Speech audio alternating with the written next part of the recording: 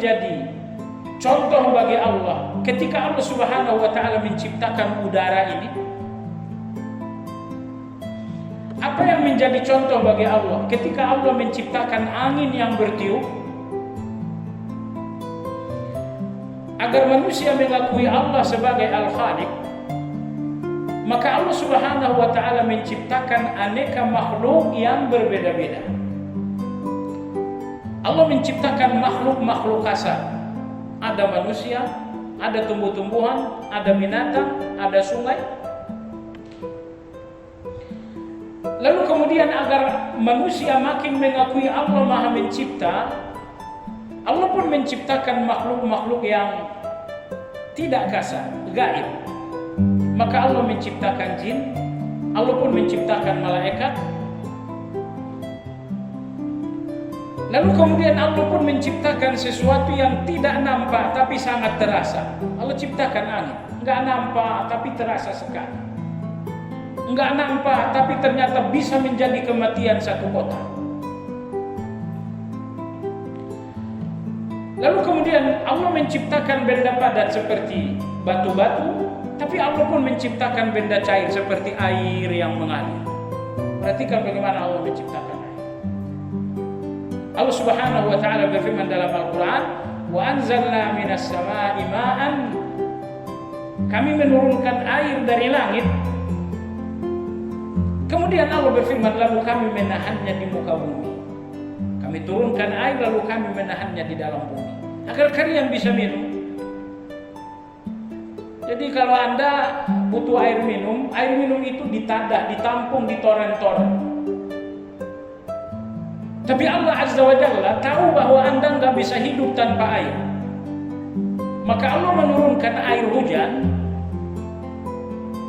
lalu kemudian Allah menyimpannya dalam perut bumi. Kenapa demikian? Penyimpanan terbaik, paling steril adalah tanah. Perhatikan betapa ajaibnya Allah menciptakan tanah itu. Ini air keluar dari rumah, dari kamar mandi ada, bercampur dengan sabun, bercampur dengan rinso. Begitu masuk ke dalam tanah, tanah ini melakukan penyaringan sehingga air sabun, air rinso kembali masuk ke dalam sumur Anda dalam keadaan bening, dalam keadaan bersih. Maka Allah menampung air untuk Anda di dalam tanah. Bagaimana Anda menampung air untuk Anda? Anda menampung air untuk Anda di toren. Apakah ada saringannya? Enggak. Seminggu tak dibuka, begitu dinyalain keran, air rasanya udah berubah. Baunya udah berubah. Syukur-syukur tak ada tikus di dalam. Tapi ini jemaah sekalian, masya Allah. Allah turunkan hujan dari langit, lalu kemudian Allah menampungnya di bumi. Kalau kita menampungnya di atas, Allah menampungnya di dalam tanah. Perhatikan kemahakuasaan Allah Azza wa Jalla. Baik.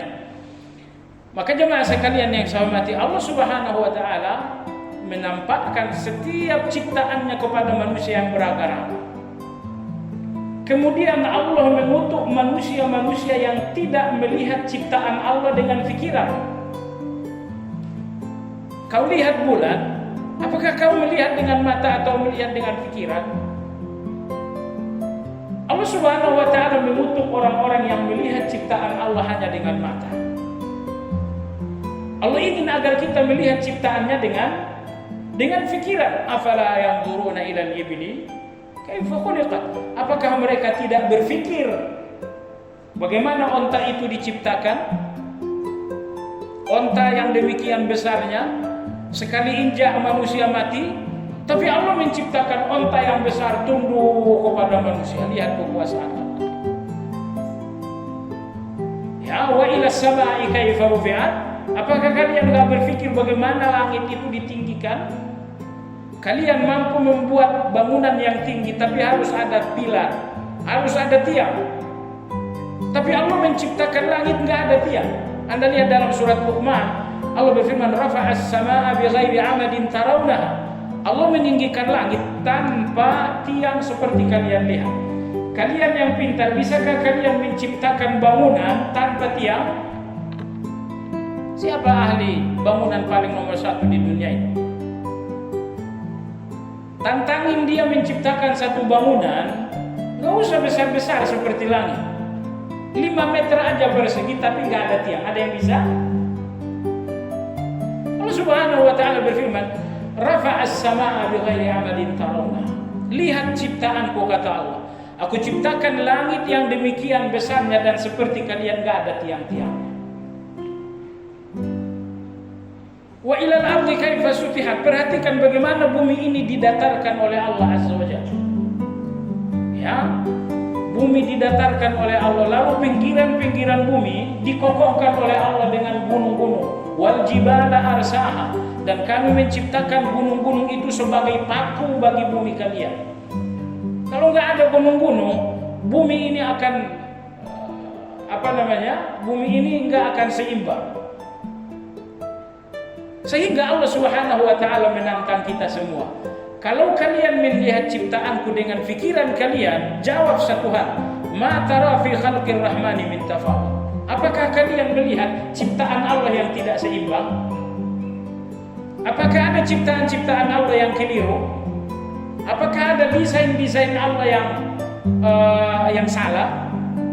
Tidak ada. Maka jemaah sekalian yang saya hormati, Allah mengutuk manusia-manusia yang melihat ciptaan Allah hanya dengan mata. Karena Allah Tabaraka wa Ta'ala menginginkan agar manusia yang dianugerahi fikiran melihat setiap ciptaan Allah dengan fikiran dan dengan perenungan. Coba lihat Anda punya rambut. Rambut di atas, di kepala itu bisa tumbuh, bisa tambah panjang. Tapi rambut yang ada di alis, rambut mata kita ini tidak pernah panjang-panjang. Sama-sama rambut tapi ini nggak panjang. Kalau ini panjang. Oh, bagaimana Allah menciptakan itu semuanya? Nah, tulang belulang kita adalah kalsium. Tulang belulang itu dari dulu kita kecil dia semakin meninggi sampai akhirnya Anda sempurna. Tapi gigi kita ini juga kalsium. Sama-sama kalsium tapi gigi ini nggak bertambah tinggi, nggak makin panjang sebagaimana tulang belulang kita makin panjang. Bayangkan kalau gigi Anda semakin panjang, bagaimana cara motongnya? Apalagi sekarang dokter-dokter gigi nggak mau megang mulut manusia. Jadi maka jemaah sekalian yang saya hormati, Allah Subhanahu wa Ta'ala Al-Khaliq, Maha Mencipta. Maka Allah berfirman dalam Al-Quran, wa fi anfusikum afala ta'qilun. Kau usah lihat kemampuanku di barat, di timur, di utara. Lihat kemampuanku dalam diri kalian.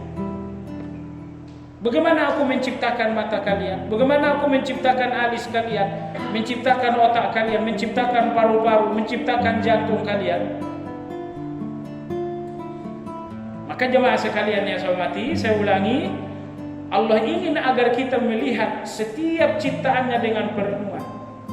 Supaya apa? Supaya kita masuk dalam ayat yang ditegaskan Allah dalam surat Ali Imran, Rabbana ma khalaqta hadza batila. Ya Allah, tidak ada semua ciptaanmu yang sia-sia. Kau ciptakan ini tidak sia-sia. Kau ciptakan rumput ini enggak sia-sia. Kau ciptakan buah ini tidak sia-sia. Semua yang sia-sia dalam pandanganku karena kebodohanku. Tapi tidak ada yang sia-sia